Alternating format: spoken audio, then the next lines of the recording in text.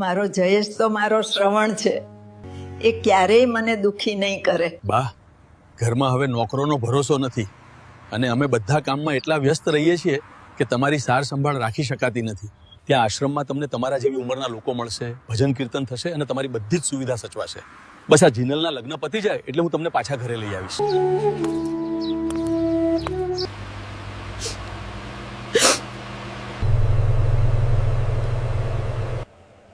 બા, હવે નથી રહ્યા તો દીકરા તરીકે તમારો છેલ્લો ધર્મ નિભાવવા આવી જાઓ અને બોડીને ઘરે લઈ જવાની વ્યવસ્થા કરો.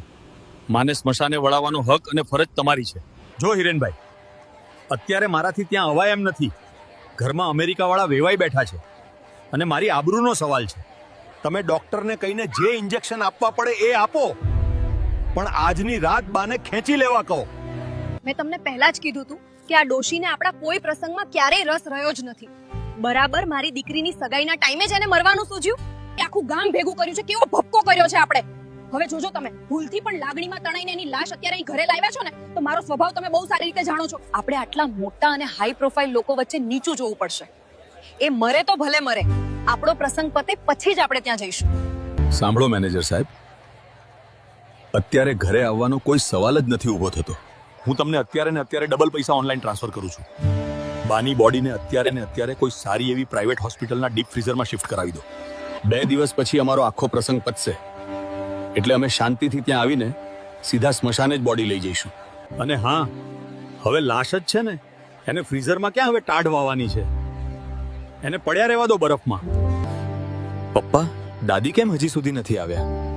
મેં એમને સવારે જ ફોન કરીને તૈયાર રહેવાનું કીધું હતું. વિચારો, એક તરફ અમદાવાદના આલિશાન બંગલામાં દીકરીની સગાઈનો લાખો રૂપિયાનો જશ્ન ચાલી રહ્યો છે, ડીજેના તાલે આખું ગામ નાચી રહ્યું છે, અને બીજી તરફ એ જ બંગલાના માલિક કરોડપતિ જયેશ મહેતાની સગી જન્મદાત્રી માની લાશ એક અંધારી મોર્ચરીના -ડિગ્રી ફ્રીઝરમાં બરફ બની રહી છે.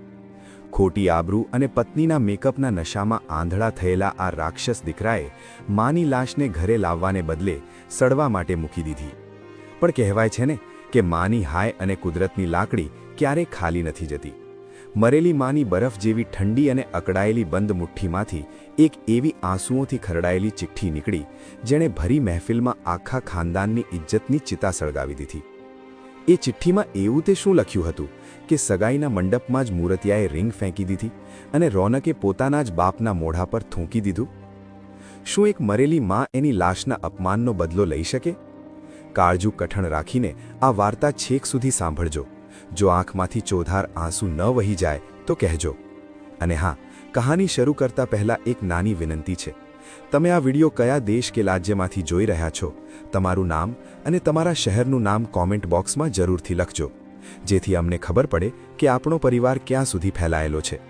તો ચાલો કોઈ વિલંબ કર્યા વિના શરૂ કરીએ આજની આ દિલને સ્પર્શી જતી કહાની. અમદાવાદ શહેરનો પોશ વિસ્તાર ગણાતો સિંધુ ભવન રોડ આજે જાણે કોઈ સ્વર્ગ સમાન લાગી રહ્યો હતો.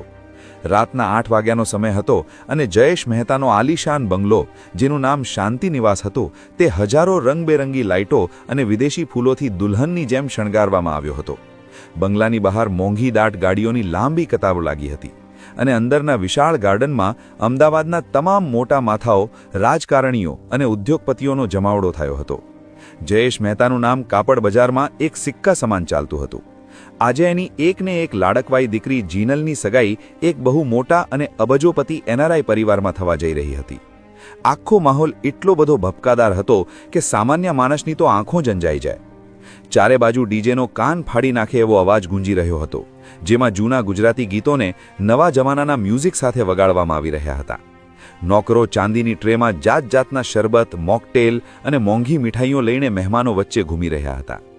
જયેશ મહેતા પોતે ડિઝાઇનર શેરવાની પહેરીને છાતી કાઢીને મહેમાનોનું સ્વાગત કરી રહ્યો હતો. એની આંખોમાં પૈસાનો અને સત્તાનો જે નશો હતો તે સાફ દેખાઈ આવતો હતો. એની પત્ની હેતલ, જેણે લાખો રૂપિયાનો લહેંગો અને શરીર પર એટલા બધા હીરાના દાગીના પહેર્યા હતા કે જાણે કોઈ ઝવેરાતની દુકાન ચાલતી આવતી હોય, તે પોતાની બહેનપણીઓ વચ્ચે પોતાના મોભાનું પ્રદર્શન કરી રહી હતી.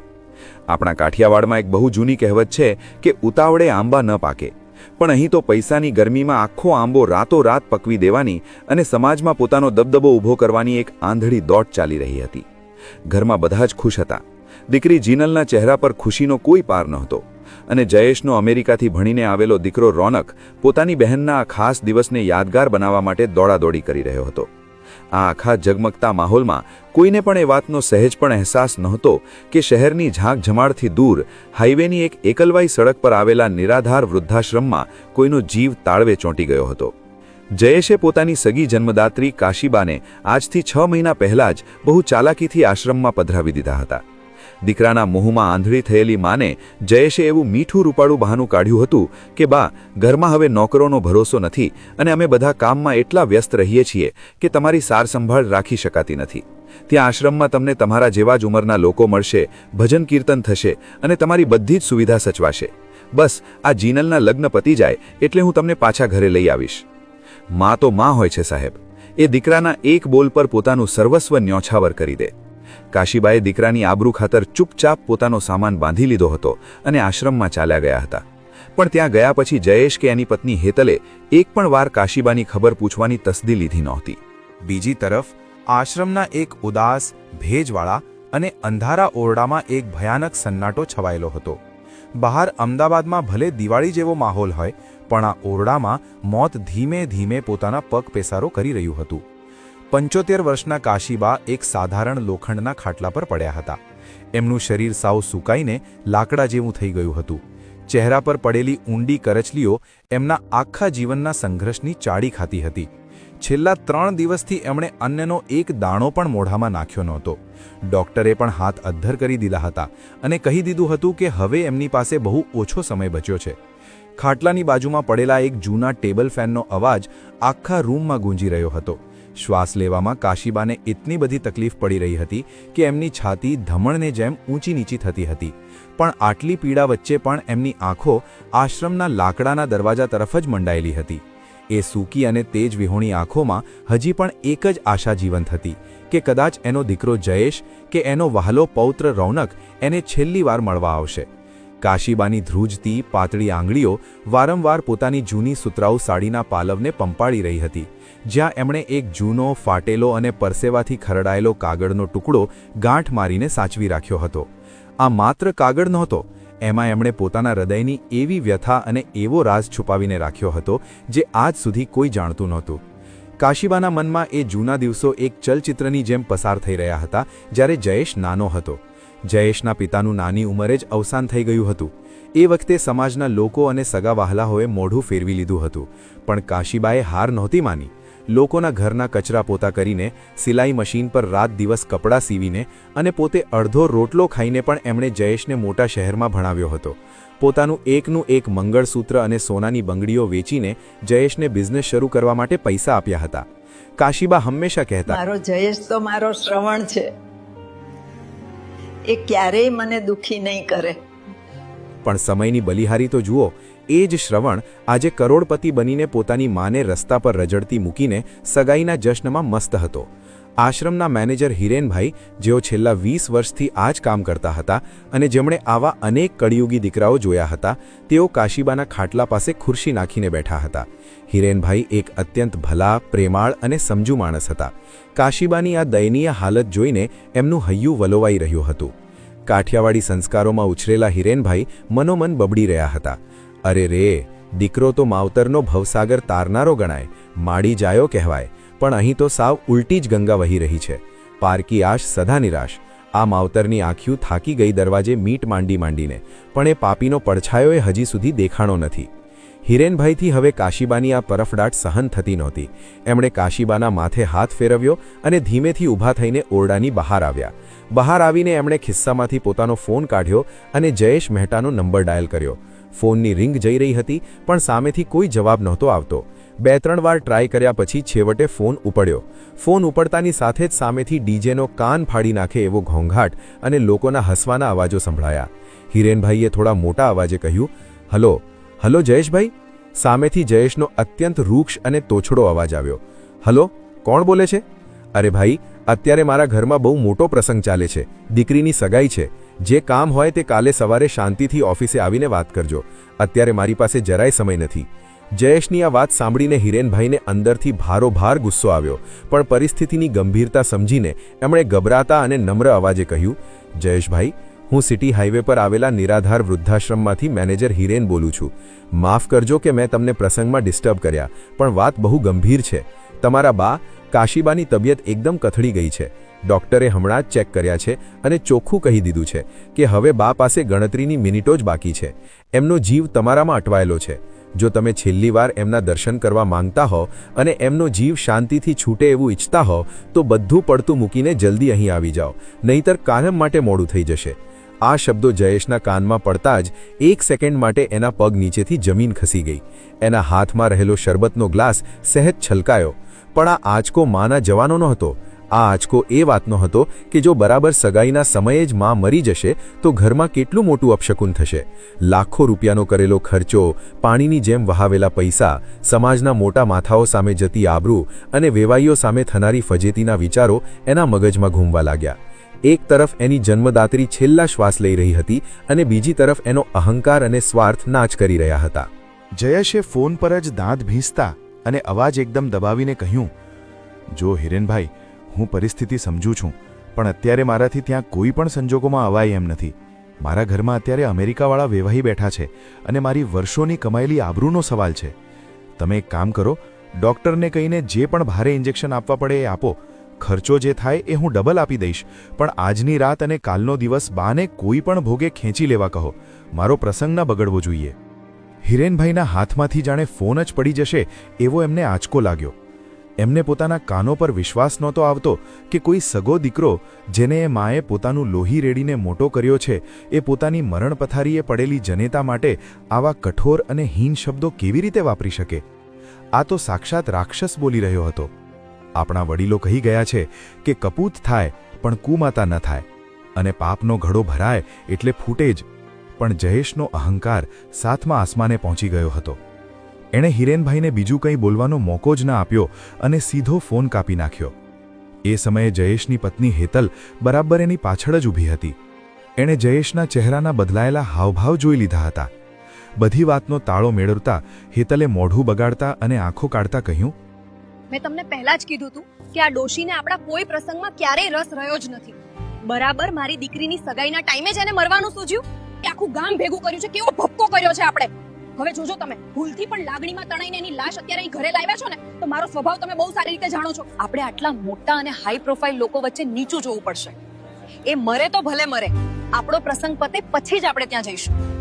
પત્નીના ઝેરીલા શબ્દોમાં હામાં હા મેળવતા જયેશે પોતાના અંતરાત્માનો સાવ અવાજ દબાવી દીધો અને નક્કી કરી લીધું કે પોતે આજે આશ્રમમાં કોઈ કાળે નહીં જાય. એ ફરી પાછો પોતાના મહેમાનો વચ્ચે જઈને હસવા અને વાતો કરવા લાગ્યો, જાણે કંઈ બન્યું જ ન હોય. આશ્રમમાં હિરેનભાઈ નિરાશ થઈને ફોન ખિસ્સામાં મૂકીને પાછા કાશીબાના રૂમમાં આવ્યા. કાશીબાની આંખો હજી પણ દરવાજા પર જ હતી. હિરેનભાઈથી એ આંખોમાં જોવાની હિંમત નહોતી થતી. એમણે ધીમેથી કાશીબાનો હાથ પોતાના હાથમાં લીધો. કાશીબાના હોઠ સહેજ ફફડ્યા, અવાજ સાવ નબળો હતો.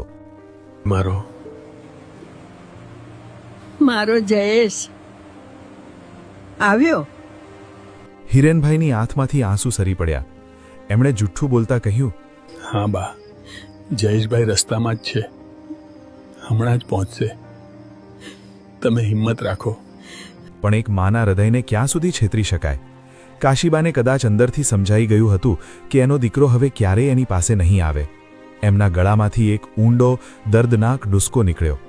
એમની બંધ મુઠ્ઠી, જેમાં પેલી ચિઠ્ઠી હતી, તે વધુ કડક થઈ ગઈ. એ જ ક્ષણે કાશીબાની આંખમાંથી એક મોટું આંસુ નીકળીને એમના ગાલ પર થઈને કાન સુધી રેડાઈ ગયું. શરીર એકદમ શાંત પડી ગયું. શ્વાસ લેવા માટે ઊંચી નીચી થતી છાતી સ્થિર થઈ ગઈ. ખાટલાની બાજુમાં પડેલો ટેબલ ફેન હજી ફરતો હતો, પણ કાશીબાના જીવનનો પંખો કાયમ માટે બંધ થઈ ગયો હતો. હિરેનભાઈએ તરત જ ડૉક્ટરને બોલાવ્યા. ડૉક્ટરે આવીને કાશીબાની નાડી ચેક કરી અને આંખો તપાસીને ભારે હૈયે માથું હલાવ્યું. હિરેનભાઈ, બા હવે નથી રહ્યા. ઓરડામાં એક ભયાનક નીરવ શાંતિ છવાઈ ગઈ. આશ્રમના બીજા વૃદ્ધો પણ લાકડીના ટેકે રૂમની બહાર ભેગા થઈ ગયા હતા. સૌની આંખોમાં આંસુ હતા. દરેકને પોતાના સંતાનોની યાદ આવી રહી હતી અને ક્યાંક ને ક્યાંક સૌને પોતાનું ભવિષ્ય કાશીબામાં દેખાઈ રહ્યું હતું. 2 કલાક જેટલો સમય વીતી ગયો. અમદાવાદના પેલા બંગલામાં જીનલની સગાઈની વિધિ લગભગ પૂરી થવા આવી હતી અને મહેમાનો જમણવાર તરફ વળ્યા હતા. કોઈ પંજાબી વાનગીઓના સ્વાદ માણી રહ્યું હતું, તો કોઈ કાઠિયાવાડી ઊંધિયું અને જલેબીના વખાણ કરી રહ્યું હતું. બરાબર એ જ વખતે હિરેનબાઈનો બીજો ફોન જયેશના મોબાઈલ પર આવ્યો. આ વખતે હિરેનબાઈનો અવાજ અત્યંત ભારે અને કડક હતો. જયેશે એક ખૂણામાં જઈને ફોન ઉપાડ્યો. જયેશભાઈ, કાશીબા હવે આ દુનિયામાં નથી રહ્યા. એમણે તમારા નામની રટણ કરતાં કરતાં જ તમારી રાહ જોતા જોતા પોતાના પ્રાણ છોડી દીધા છે. હવે તો દીકરા તરીકે તમારો છેલ્લો ધર્મ નિભાવવા આવી જાઓ અને બોડીને ઘરે લઈ જવાની વ્યવસ્થા કરો. માને સ્મશાને વળાવવાનો હક અને ફરજ તમારી છે. જયેશના કપાળ પર પરસેવાના બિંદુઓ જામી ગયા. એણે એક નજર મહેમાનો તરફ કરી અને એક નજર પોતાની પત્ની તરફ કરી. એણે ફોન પર અવાજ ધીમો કરીને પણ અત્યંત ક્રૂરતા અને નિર્દયતાથી કહ્યું, સાંભળો મેનેજર સાહેબ, અત્યારે ઘરે આવવાનો કોઈ સવાલ જ નથી ઊભો થતો. હું તમને અત્યારે ને અત્યારે ડબલ પૈસા ઓનલાઈન ટ્રાન્સફર કરું છું. બાની બોડીને અત્યારે કોઈ સારી એવી પ્રાઇવેટ હોસ્પિટલના ડીપ ફ્રીઝરમાં શિફ્ટ કરાવી દો. 2 દિવસ પછી અમારો આખો પ્રસંગ પતશે એટલે અમે શાંતિથી ત્યાં આવીને સીધા સ્મશાને જ બોડી લઈ જઈશું. મારી દીકરીની સગાઈમાં હું કોઈ મરશિયા ગાવા નથી માંગતો, કોઈ રોકડ કરવા નથી માંગતો. અને હા, હવે લાશ જ છે ને, એને ફ્રીઝરમાં ક્યાં હવે ટાઢ વાવાની છે? એને પડ્યા રહેવા દો બરફમાં. આ ઘૃણાસ્પદ વાક્ય સાંભળીને હિરેનભાઈનું લોહી થીજી ગયું. એમના મુખમાંથી અનાયાસે જ નીકળી ગયું, હે ભગવાન, તારું કાળજું કેવું છે કે તે આવા રાક્ષસને જન્મ આપ્યો. કરમની કઠણાઈ તો જુઓ સાહેબ. જે માએ પોતાના પેટે પાટા બાંધીને આને મોટો કર્યો, જેણે પોતાના ઘરેણાં વેચીને આને ભણાવ્યો, આજે એ જ દીકરો એની પવિત્ર લાશને બરફમાં સડવા માટે નાખી રહ્યો છે. હિરેનભાઈથી વિશેષ કંઈ બોલાયું નહીં અને એમણે ફોન મૂકી દીધો. હિરેનભાઈએ ભારે હૈયે અને આંસુ ભરેલી આંખે એમ્બ્યુલન્સ બોલાવી અને કાશીબાના મૃતદેહને હોસ્પિટલની મોર્ચ્યુરીમાં મોકલવાની વ્યવસ્થા કરી. રાતના 11 વાગ્યાનો સમય હતો. એમ્બ્યુલન્સ હાઈવે પર સાયરન વગાડતી જઈ રહી હતી. મોર્ચ્યુરીની એ ભયાનક શાંતિ, આસપાસ ફેલાયેલી ફિનાઇલ અને સડેલા માંસની વિચિત્ર વાસ વચ્ચે કાશીબાના નિર્જીવ દેહને સ્ટ્રેચર પરથી ઉતારીને પેલી લોખંડની પેટીમાં શિફ્ટ કરવામાં આવી રહ્યો હતો. -ડિગ્રી તાપમાનમાં એ લોખંડની પેટી જાણે કોઈ કાળ કોટડી જેવી લાગી રહી હતી. હિરેનભાઈ છેલ્લીવાર કાશીબાના ચહેરાના દર્શન કરવા ઊભા હતા. ત્યારે જ એમની નજર અચાનક કાશીબાના જમણા હાથ પર પડી. મર્યા પછી પણ કાશીબાની મુઠ્ઠી એકદમ કડક રીતે વળેલી હતી, જાણે કે કોઈ બહુ કિંમતી ખજાનો એમાં છુપાવેલો હોય અને એ જીવતા જીવ કોઈને આપવા ન માંગતા હોય. હિરેનભાઈને નવાઈ લાગી. એમણે વોર્ડ બોયની મદદ લીધી અને ધીમે રહીને એ કડક થઈ ગયેલી અને બરફ જેવી ઠંડી પડી ગયેલી આંગળીઓ ખોલવાનો પ્રયત્ન કર્યો. મહા મહેનતે મુઠ્ઠી ખુલતા જ અંદરથી પરસેવા અને આંસુથી પલળી ગયેલો, સાવ ચોળાઈ ગયેલો એક જૂનો કાગળનો ટુકડો નીચે જમીન પર પડ્યો.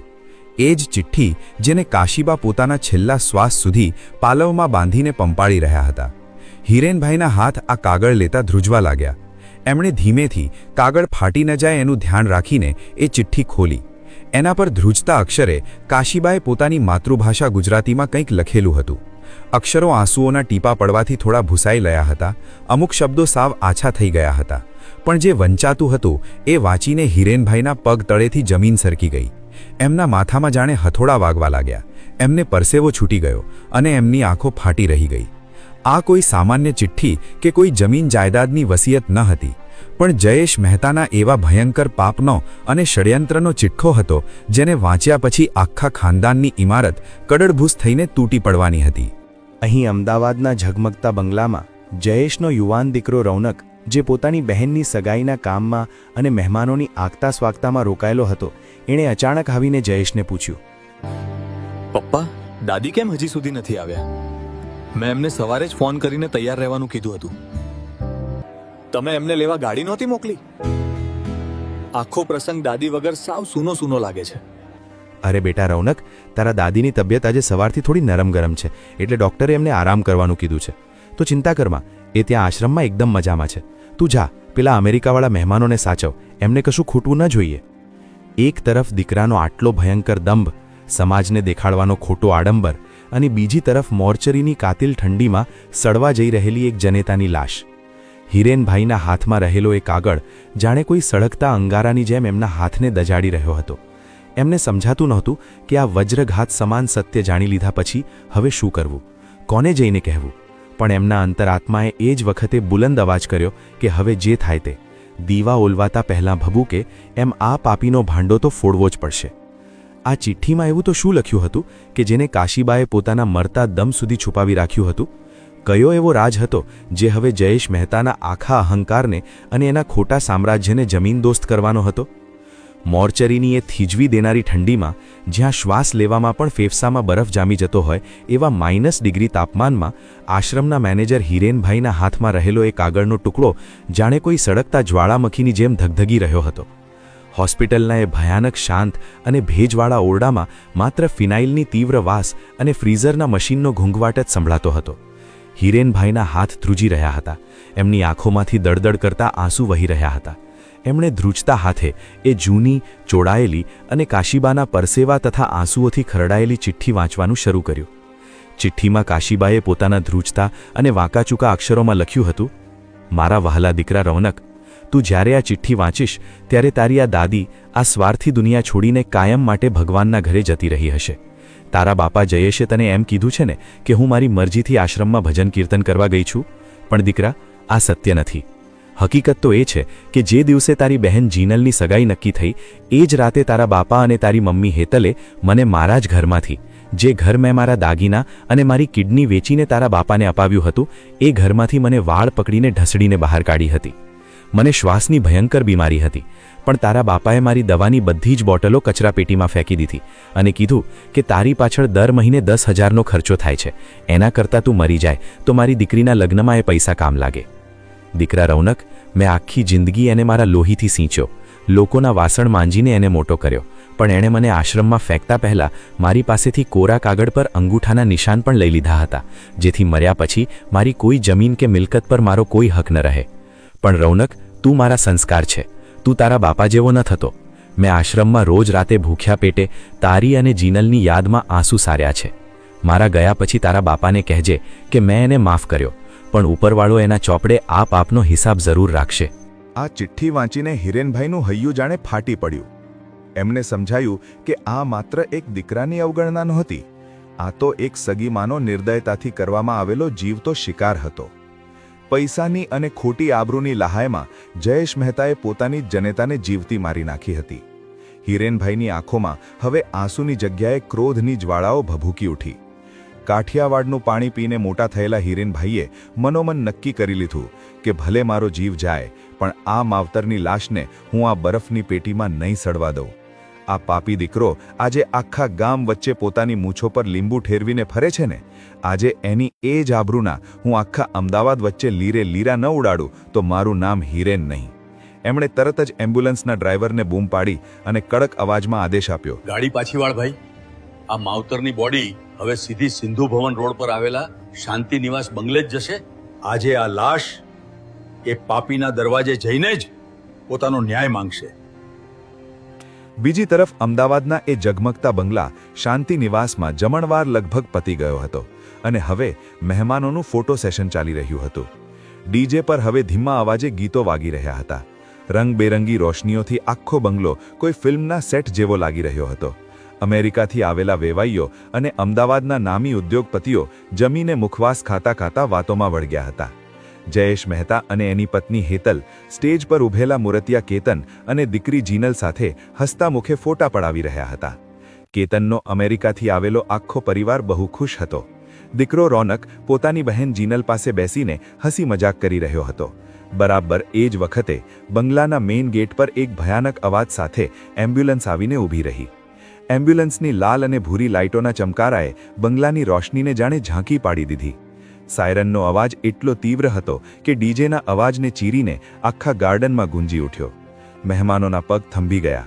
બધાની નજરો ગેટ તરફ મંડાઈ ગઈ. સિક્યોરિટી ગાર્ડ્સે એમ્બ્યુલન્સને રોકવાનો પ્રયાસ કર્યો, પણ હિરેનભાઈએ જાતે નીચે ઉતરીને ગેટ ધકેલી દીધો. ડીજેવાળાએ ગભરાઈને મ્યુઝિક સાવ બંધ કરી દીધું. એકદમ સન્નાટો છવાઈ ગયો, જેમાં માત્ર એમ્બ્યુલન્સના એન્જિનનો અવાજ અને હિરેનભાઈના ભારે પગલાંનો અવાજ આવી રહ્યો હતો. જયેશ મહેતાનો ચહેરો સાવ ફિક્કો પડી ગયો. એના પગ ધ્રુજવા લાગ્યા. હેતલના હાથમાંથી ચાંદીની પ્લેટ નીચે પડી ગઈ. જયેશે તરત જ સ્ટેજ પરથી નીચે ઉતરીને દોડતા જઈને હિરેનભાઈનો રસ્તો રોક્યો. એણે દાંત ભીંસીને અત્યંત ગુસ્સામાં પણ ધીમા અવાજે કહ્યું, તારું મગજ તો ઠેકાણે છે ને હિરેન? મેં તને ચોખ્ખી ના પાડી હતી કે આ બોડી અહીં ન આવવી જોઈએ. તે મારી આબરૂનો કચરો કરવા માટે આ નાટક શા માટે રચ્યું? હું તને જેટલા પૈસા જોઈએ એટલા આપી દઈશ, પણ અત્યારે ને અત્યારે આ લાશને અહીંથી લઈ જા, નહીતર મારાથી ભૂંડું કોઈ નહીં થાય. હિરેનભાઈની આંખોમાં લોહી ઉતરી આવ્યું હતું. એમણે જયેશની આંખમાં આંખ પરોવીને એટલા મોટા અવાજે ગર્જના કરી કે આખા બંગલામાં બેઠેલા સેંકડો મહેમાનોના કાન ફાટી ગયા. આબરૂ? કઈ આબરૂની વાત કરે છે તું જયેશ મહેતા? આબરૂ તો તારી એ જ દિવસે તે તારી સગી માને ઘરમાંથી ઢસડીને વૃદ્ધાશ્રમમાં ફેંકી હતી. અરે શરમ કર. ભગવાને તને 2 હાથ અને કમાવા માટે આટલી બુદ્ધિ આપી, છતાં તું તારી જનેતાને 2 રોટલા ન ખવડાવી શક્યો. આજે તારી દીકરીની સગાઈમાં લાખો રૂપિયા ઉડાવે છે, પણ તારી માં દવા વગર તરફડીને મરી ગઈ એનો તને સહેજ પણ અફસોસ નથી. આખું અમદાવાદ તને મોટો બિઝનેસમેન માને છે, પણ અસલિયતમાં તું એક કસાઈ છે, રાક્ષસ છે તું. હિરેનભાઈના શબ્દો સાંભળીને આખા ગાર્ડનમાં સોપો પડી ગયો. મહેમાનો એકબીજાના મોઢા જોવા લાગ્યા. સ્ટેજ પર ઉભેલો મૂર્તિઓ કેતન અને એના ઘરવાળા પણ ચોંકીને ઊભા થઈ ગયા. રોનક અને જીનલ દોડીને ત્યાં આવી ગયા. રોનકની આંખો ફાટી રહી ગઈ હતી. એને સમજાયું નહીં કે આ બધું શું થઈ રહ્યું છે. જયેશ મહેતા સમજી ગયો કે હવે વાત એના હાથમાંથી નીકળી રહી છે. એણે પોતાની સત્તા અને પૈસાનો રોફ જમાવતા મોટેથી રાડ પાડી. એ સિક્યુરિટી, આ પાગલ માણસને ધક્કા મારીને બહાર કાઢો. આ સાવ જૂઠું બોલે છે. મારી બા તો બીમાર હતા એટલે મેં એમને સારવાર માટે રાખ્યા હતા. આ માણસ મને બ્લેકમેલ કરવા આવ્યો છે. પણ હિરેનભાઈ જરાય ડર્યા વગર પોતાની જગ્યાએ અડગ ઊભા રહ્યા.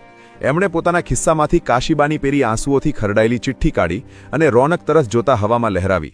જૂઠું હું બોલું છું જયેશ? તો આ શું છે? આ કાશીબાના છેલ્લા શબ્દો છે. એમણે પોતાના મરતા દમ સુધી આ ચિઠ્ઠી પોતાની મુઠ્ઠીમાં સાચવી રાખી હતી. આમાં લખ્યું છે કે તે કઈ રીતે એમને ઘણમાંથી કાઢી મૂક્યા, કઈ રીતે એમની દવાઓ ફેંકી દીધી અને કઈ રીતે એમની મિલકત પચાવી પાડવા કોરા કાગળ પર અંગૂઠા લઈ લીધા. ચિઠ્ઠીનું નામ સાંભળતા જ જયેશના હોશ ઉડી ગયા. એને ખબર હતી કે જો આ ચિઠ્ઠી કોઈએ વાંચી લીધી તો એનો આખો ખેલ ખતમ થઈ જશે અને એને જેલના સળિયા ગણવા પડશે. જયેશ એક ખૂંખાર જાનવરની જેમ હિરેનભાઈ પર તૂટી પડ્યો. એણે ઝપાઝપી કરીને હિરેનભાઈના હાથમાંથી એ ચિઠ્ઠી આંચકી લીધી. હેતલ પણ દોડીને ત્યાં આવી અને બૂમો પાડવા લાગી કે આ ચિઠ્ઠી નકલી છે. જયેશે સમાર બગાડ્યા વગર બાજુમાં પડેલા એક ડેકોરેશનના સળગતા દીવા પાસે જઈને એ ચિઠ્ઠીને આગ ચાંપી દીધી. સૂકો કાગળ ગણતરીની સેકન્ડોમાં ભડભડ સળગવા લાગ્યો અને રાખના કણો હવામાં ઉડવા લાગ્યા. જયેશના ચહેરા પર એક રાક્ષસી અને વિજયી સ્મિત આવી ગયું. એણે હાફતા હાફતા અને ગર્વથી મહેમાનો સામે જોઈને કહ્યું, જોયું, આ માણસ મારી આબરૂ ખરાબ કરવા નકલી ચિઠ્ઠી લાવ્યો હતો. મેં એ ખોટા પુરાવાને જ સળગાવી દીધો. હવે કોઈ કશું સાબિત નહીં કરી શકે. મારી બાને મેં બહુ પ્રેમથી રાખી હતી. જયેશને એમ હતું કે કાશીબાનીએ છેલ્લી નિશાની સળગાવીને એણે એનો બધો જ ગુનો છુપાવી લીધો છે અને હવે એનો વાળ પણ વાંકો નહીં થાય. આખો માહોલ એકદમ તંગ હતો. હિરેનભાઈની આંખોમાં લાચારી દેખાઈ રહી હતી, પણ એ લાચારી માત્ર એક ક્ષણ પૂરતી જ હતી. અચાનક બંગલાના વિશાળ ગાર્ડનમાં લાગેલા મોટા પ્રોજેક્ટર સ્ક્રીન પર જ્યાં થોડીવાર પહેલા જીનલ અને કેતનના રોમેન્ટિક ફોટાઓ ચાલી રહ્યા હતા, ત્યાં એક મોટો ઝબકારો થયો.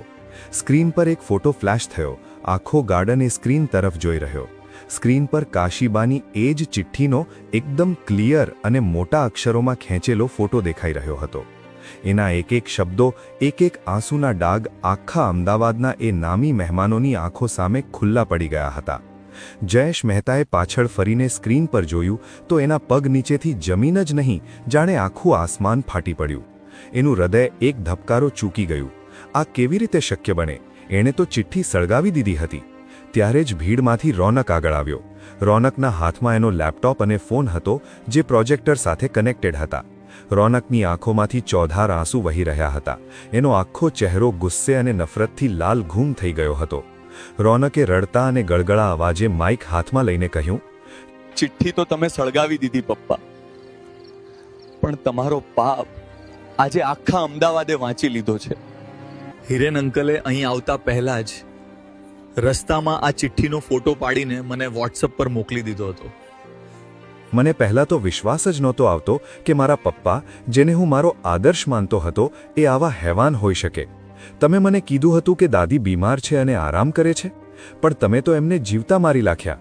જે દાદીએ તમારા માટે પોતાની કિડની વેચી દીધી, એ દાદીની લાશને તમે આજે બરફમાં સડવા માટે મૂકી દીધી, માત્ર આ એક ખોટી આબરૂના તાઇફા માટે.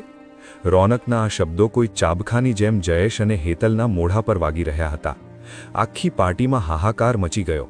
સ્ટેજ પર ઊભેલો મૂર્તિઓ કેતન આ બધું સાંભળીને હચમચી ગયો.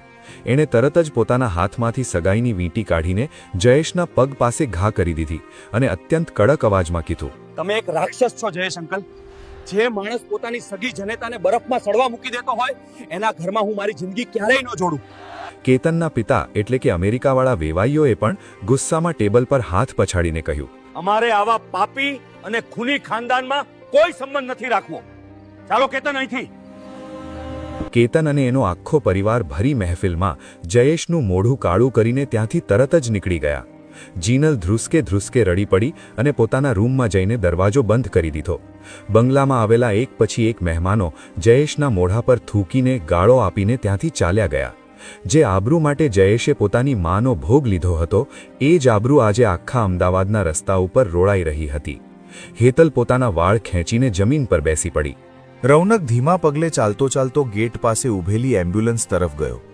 એણે એમ્બ્યુલન્સનો દરવાજો ખોલ્યો અને અંદર પડેલી પોતાની દાદીની બરફ જેવી ઠંડી લાશને ભેટીને એવો તો હૈયાફાટ રડ્યો કે આજુબાજુ ઊભેલા પથ્થરદિલના માણસોની આંખોમાં પણ પાણી આવી ગયા.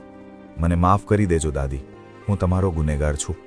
હું આ ઘરમાં અંધ બનીને બેઠો રહ્યો અને તમને મારા જ બાપાએ મારી નાખ્યા. પણ હું વચન આપું છું કે હવે આ ઘરમાં હું 1 મિનિટ પણ નહીં રહું. રૌનકે હિરેનભાઈના પગે પડીને એમનો આભાર માન્યો કે એમણે કાશીબાનો અવાજ દુનિયા સુધી પહોંચાડ્યો. એ જ રાતે રૌનકે એકલા હાથે સ્મશાનમાં જઈને પોતાની દાદી કાશીબાની ચિતાને મુખાગ્નિ આપી.